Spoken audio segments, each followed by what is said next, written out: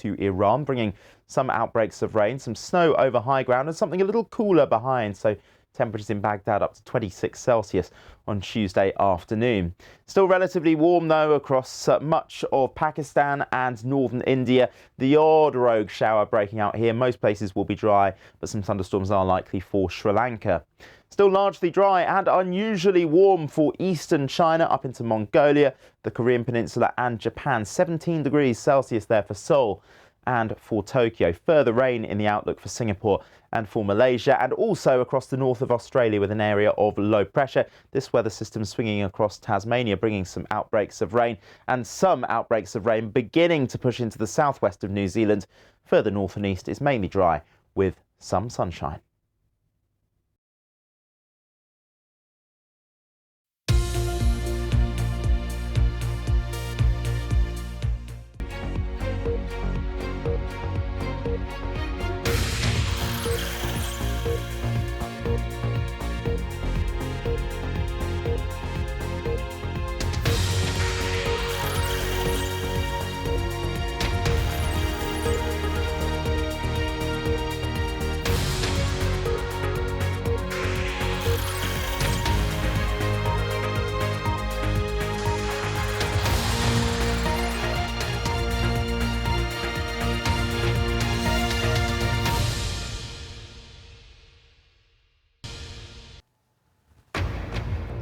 This is BBC News. Welcome if you're watching here in the UK or around the globe. I'm Luxmy Gopal. Our top stories. Fire sweeps through a Bangladesh camp, destroying shelters that housed thousands of Rohingya refugees. Police in Athens clash with protesters who blame the government for Greece's worst ever train crash, in which 57 people died. Military spending in China will increase by more than 7% this year, way above the target for economic growth in the same period. Britain's Prime Minister pledges to deport all small boat arrivals by asylum seekers. After a decade of talks, more than 100 UN member states agree on a treaty to protect our oceans. The ship has reached the shore.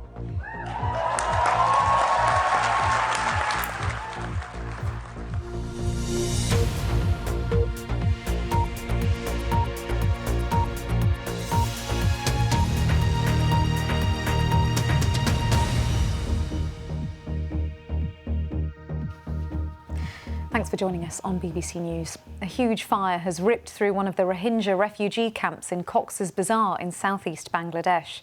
The charity ActionAid said their initial assessment was that more than 2,000 shelters had been gutted, leaving around 12,000 people homeless.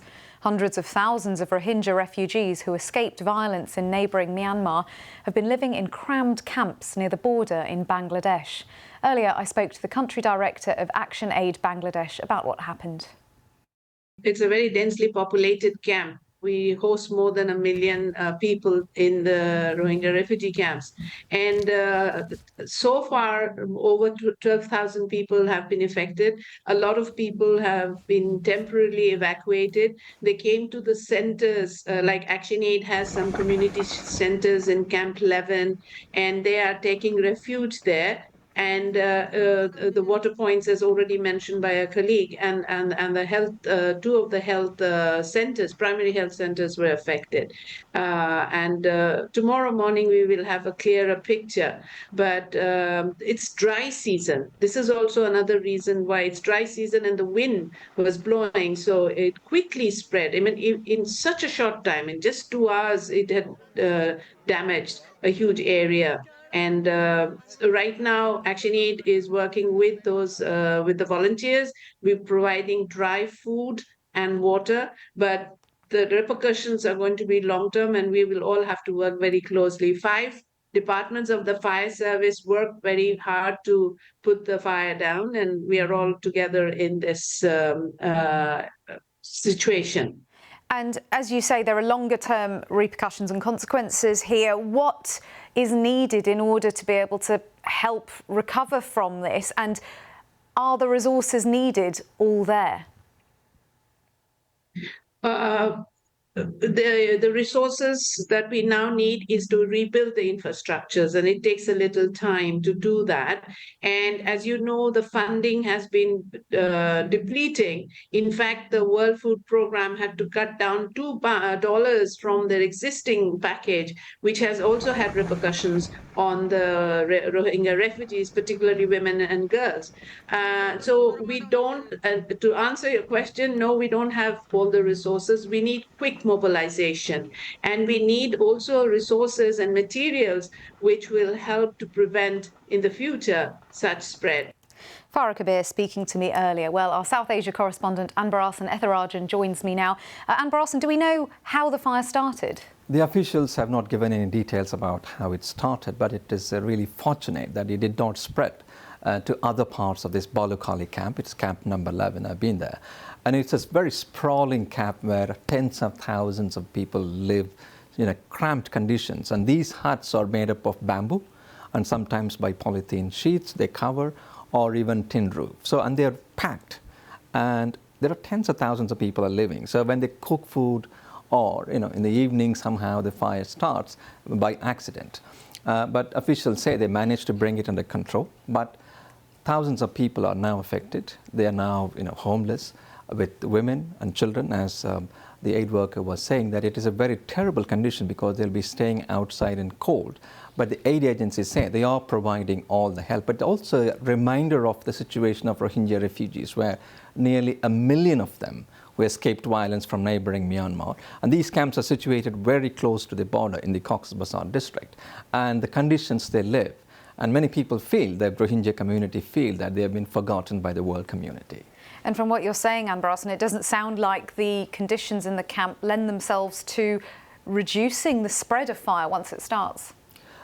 Not only about, they're so close to each other, and there have been a number of incidents in the past few years. Some of them are allegedly arson attacks. There are infighting happening between various groups of Rohingya community, and people are getting killed because of these fire accidents. And the government wants to relocate some of these people to an island, Bhasan Char Island, so that they can reduce the density and give more space for the people, for the Rohingya. But many of them do not want to leave their relatives because this is on the mainland. They live as a community, and as more and more the population also increases over a period of time. Your newborn children, and the families are like 6 or 7 in a family. They are living in a small hut, so the chances of fire is always there. But again, luckily this time they managed to prevent, unlike the previous incidents. But this issue of density, the crowded camps under squalid conditions, that need to be addressed, and that is what aid agencies have been talking about for a long time. Well, Anbarasan, thank you for that. Violent clashes have broken out between police and protesters outside the Greek parliament in Athens after last week's rail tragedy. The collision between a passenger and a freight train, in which at least 57 people died, has caused nationwide outrage. Officers said 12,000 people had gathered in front of the parliament to demand accountability for the collision. Earlier on Sunday, in a Facebook post addressed to the nation, the Greek Prime Minister said he owed everyone an apology, but especially the victims' relatives. Earlier, we heard from the Greek freelance journalist Anthi Karasava, who gave the background to the events on the ground in Athens. You said broke out after at the tail end of what was actually a very peaceful demonstration, one of many that we've been seeing, rolling demonstrations and protests for the past 4 days. And we saw black-clad youth, very militant youth, coming in and hurling petrol gas bombs at the Greek parliament. And then there were scuffles instantly that ensued between them and riot police. Now we understand that these scuffles have died down, they have subsided a bit, but there are draconian measures in place to keep them from heating up again. And this is a scene that is recurring and will continue to be recurring because there is a lot of palpable anger. It's not just here in Athens in front of Parliament that we're seeing these violent demonstrations. We've seen them up in the northern metropolis of Thessaloniki, where most of these victims were university students and attending back to school. We've seen where the station master today was taken to testify before a public prosecutor.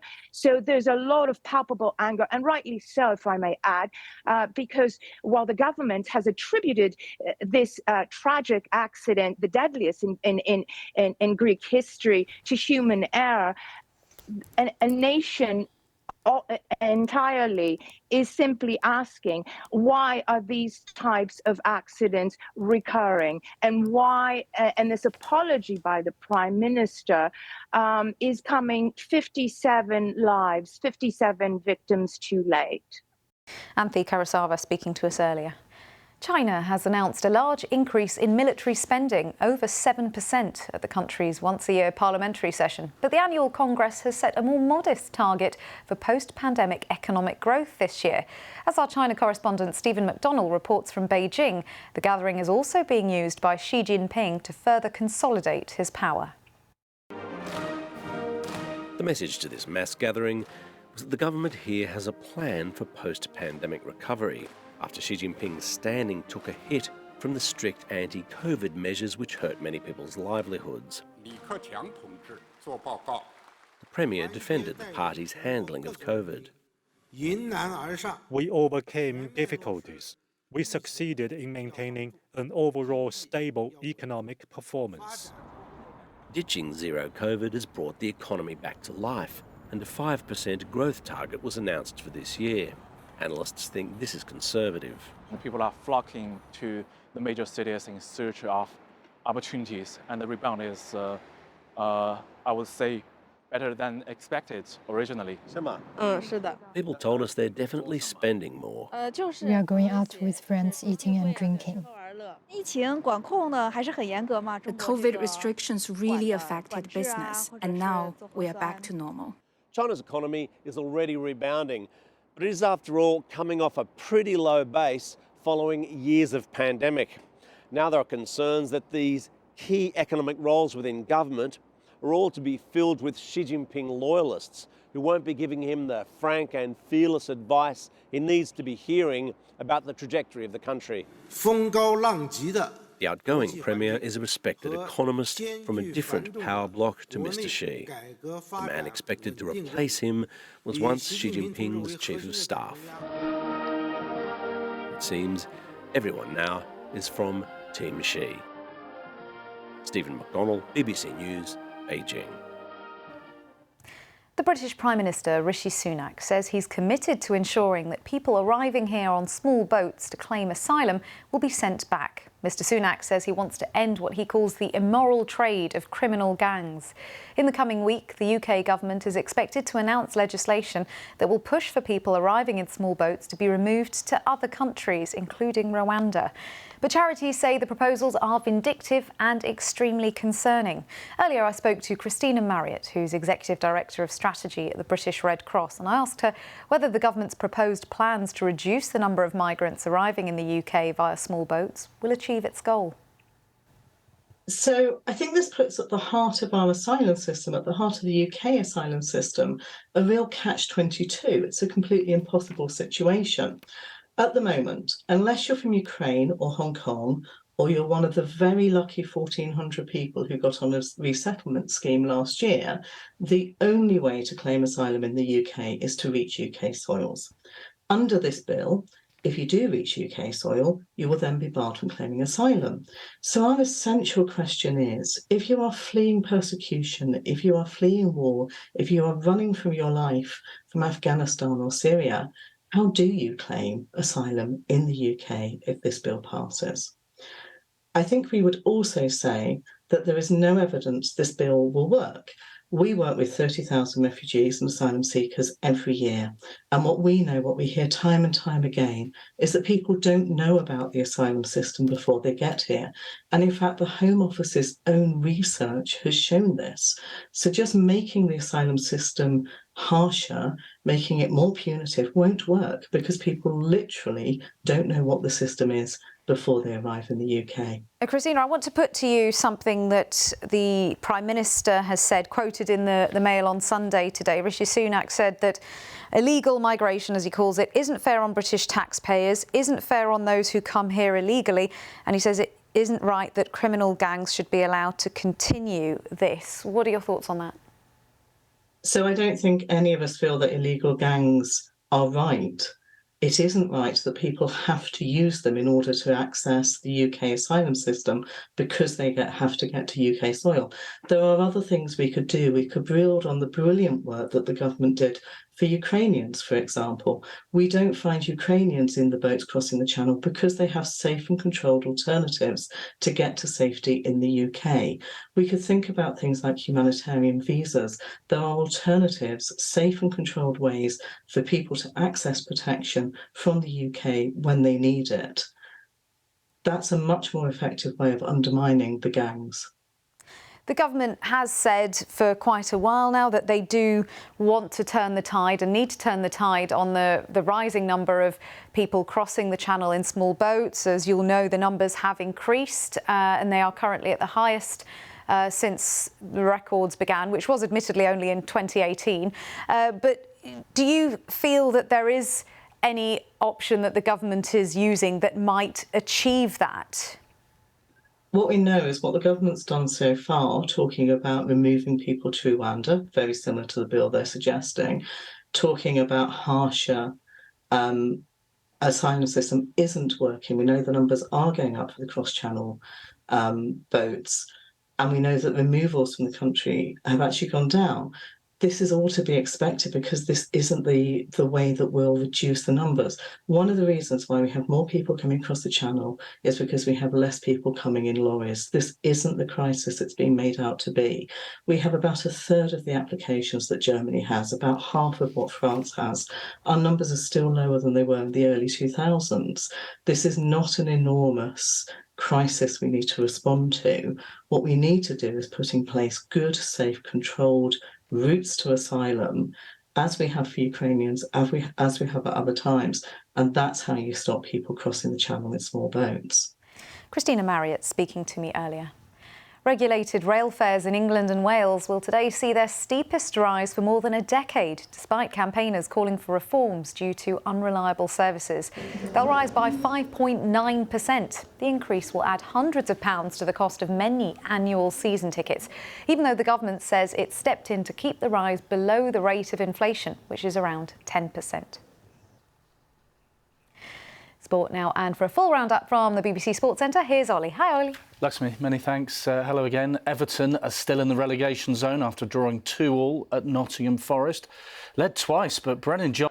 Yeah, disappointed. I think mainly with the goals and the way we conceded. I thought they were really sloppy. And I think without them, I think we played a decent game. We had good intensity and we created some good chances. But yeah, at the end of the day, we conceded really poor goals today and we definitely have to look at that.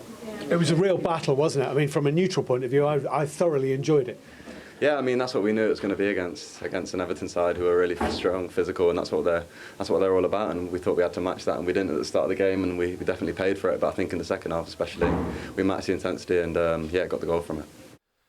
Liverpool and Manchester United kick off at Anfield in the next 15 minutes or so. Third place United won 2-1 at Old Trafford back in August. They're looking to do the double over their great rivals for the first time in 7 years. Now, they've fielded the same side that won the League Cup last weekend. Liverpool, they've made 3 changes to the team that beat Wolves last time out. Jordan Henderson, Cody Gakpo and Andy Robertson come in. They'd move up to 5th with a win. They play a better season than us so far, but thank God. That means absolutely nothing for the game on Sunday.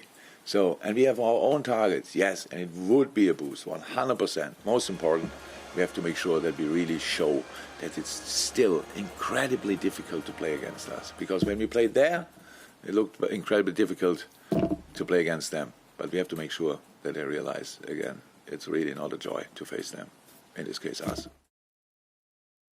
We don't have to compare.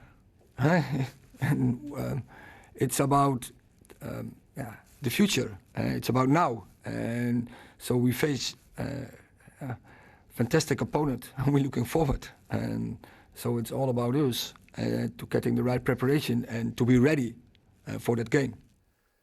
The Australian Alex de Minaur has won the biggest title of his career, the ATP 500 Mexico Open in Acapulco. 24-year-old came from a set down to beat the American Tommy Paul. Oh, it feels great. It feels amazing. I know the hard work that's been put into to be here, and you know, it's good to see the results always. It's not always that you win a tournament and you get to finish a week unbeaten. So I'll definitely cherish this going into Indian Wells in Miami. That's just about it. There are 10 laps left at the Bahrain Grand Prix, the first F1 race of the season. Looks like it's going to be a Red Bull 1-2 with Max Verstappen leading Sergio Perez. But Fernando Alonso has taken his Aston Martin up to third. So that is all the excitement in that race. You can follow that on the BBC Sport website, but I'll be back a little bit later. Thanks a lot, Ollie. The weightlifter Mirabai Channu has won the BBC Indian Sportswoman of the Year award for 2022. The 28-year-old Commonwealth champion also won in 2021 and now becomes the first person to take the honour twice. The award honours the achievements of Indian female players and is part of the BBC's commitment in India to cover women in sports and news. Well, to talk us through the nominees, I'm joined by our correspondent Divya Arya. So Divya, who was she up against? Well, Mirabai did have a tough fight. She was facing other Olympic medal winners like Vinesh Fogart and other women wrestlers and a boxing champion as well. But she came out as the winner. She comes from really humble beginnings from a small village in the northeastern state of Manipur. She's the daughter of a tea seller and famously hitchhiked with truck drivers at 4 a.m. in the morning to make it to a training center which was far away from the village. Along with her, there were other categories that also were honored, including the Lifetime Achievement Award, which went to a former Indian hockey captain, Preetham Sivach. Then there was also an Emerging Player of the Year award right at the other end of the spectrum, a young woman who has been really kicking medals, kicking ass as she begins her career in boxing. And then we had the Para Sports Woman of the Year, a category that has been introduced only this year to make sure that the awards acknowledge all women in sports. And that award went to Bhavina Patel. She's the first Indian woman to win a silver medal at the Paralympics for table tennis. And Divya, Mirabai is the only person to have won the award twice so far. What do you think sets her apart? Well, Mirabai joined us remotely. She wasn't able to make it to the award ceremony, but she spoke a lot about the support she has got all through the way from her family and from sports federations. And she stressed on the fact, and in fact that is a point made by Bhavina as well, that the maximum support that is lacking in the country is at the grassroots, which is where these women are only training with their own perseverance, own grit and determination. And they really wish that more investment went in training women who are coming from smaller areas, rural backgrounds, and support at that level. Though they both acknowledge that these kind of awards, this kind of recognition is really important in establishing them as serious players in the world of sports, where women have not really got the recognition and highlighted the way men have been, especially in South Asian countries, including India. Well, Divya, thank you for that. Our correspondent Divya Arya there. An historic agreement to protect the world's oceans has been approved after 10 years of talks. The High Seas Treaty aims to safeguard marine life in 30% of areas that don't belong to any single country, most of which are currently unprotected. The deal, which was finalised at the United Nations in New York, is being hailed as a significant step by environmental campaigners, as our climate reporter Esme Stallard reports.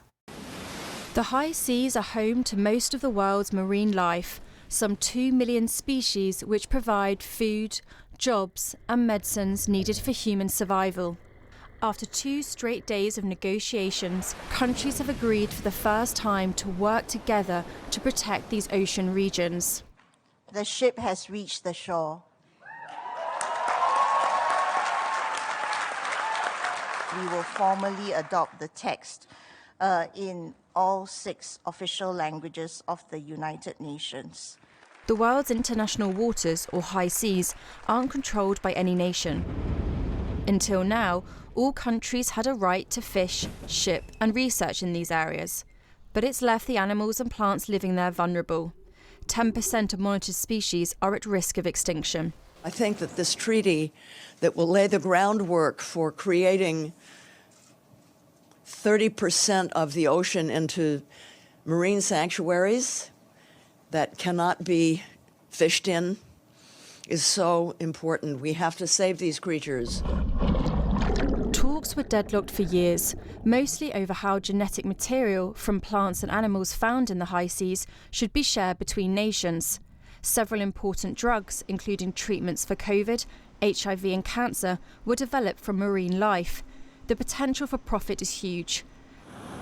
Now, richer nations have promised to give a share of the proceeds from any products developed from the deep ocean to developing countries. The problem they still face is working out the value of the deep seas. It's a little bit hard to even wrap our heads around how big and how distant these areas are. So if you imagine like a big high-definition widescreen TV, and if only like 3 or 4 of the pixels on that giant screen are working, that's kind of our knowledge of the deep ocean. Like we don't know so much of what's going on. An agreement might have been reached, but that is just the first step. Before it enters into force, 60 countries need to sign the treaty and incorporate it into their national legislation. It is hoped this will be finished within a few years. Esme Stallard, BBC News. A reminder of our top story. Fire sweeps through a Bangladesh camp in Cox's Bazar, leaving 12,000 Rohingya refugees homeless. The fire is now under control and the cause is unknown. And remember, you can follow that story and all the day's news online at BBC News Online. And of course, if you want to get in touch about any of the stories that we've covered, you can get in contact on social media. You can find me on Twitter. I'm at Luxmy_G. There'll be plenty more on those stories coming up here, including the headlines. And as we said earlier, you can find us on BBC News Online. Just search for BBC News. But for now, stay with us here on BBC News.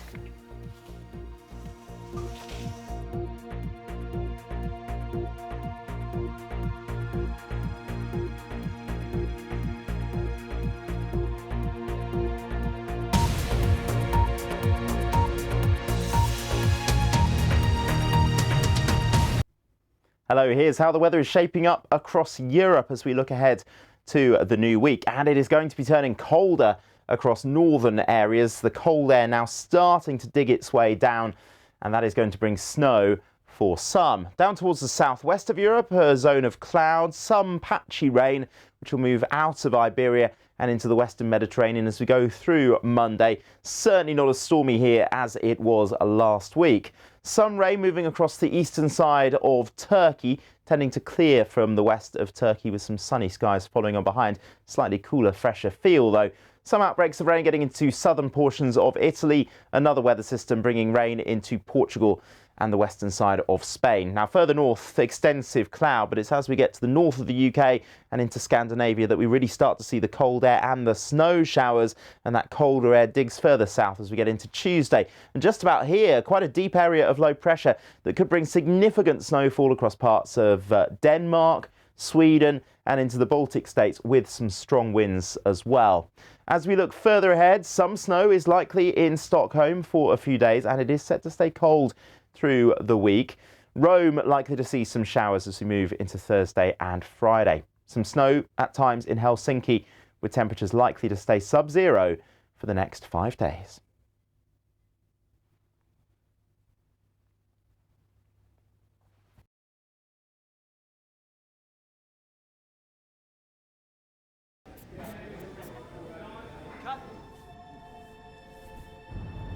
What makes us who we are, if not the way we experience the world? Because while first class is something you can buy,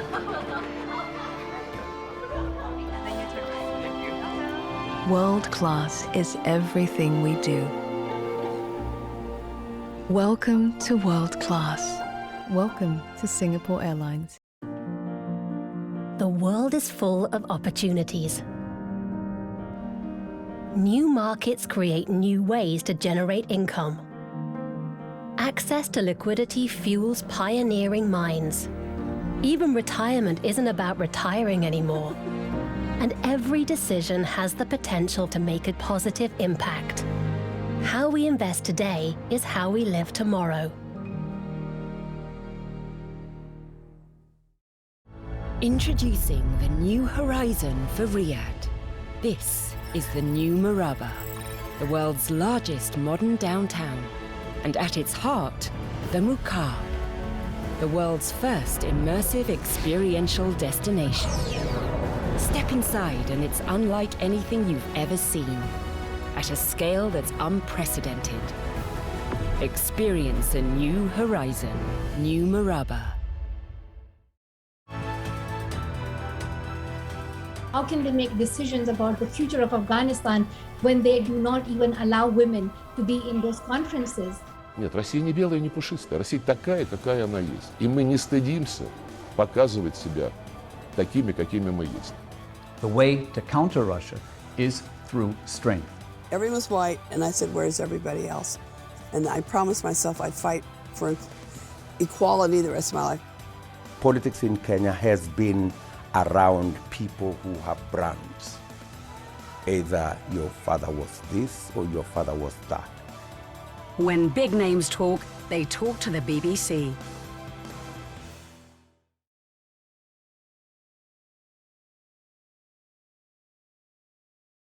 Now showing on BBC Real. The word geothermal comes from ancient Greek, geo meaning earth and therme heat. Around 11,000 years ago, humans found a way to harness a small portion of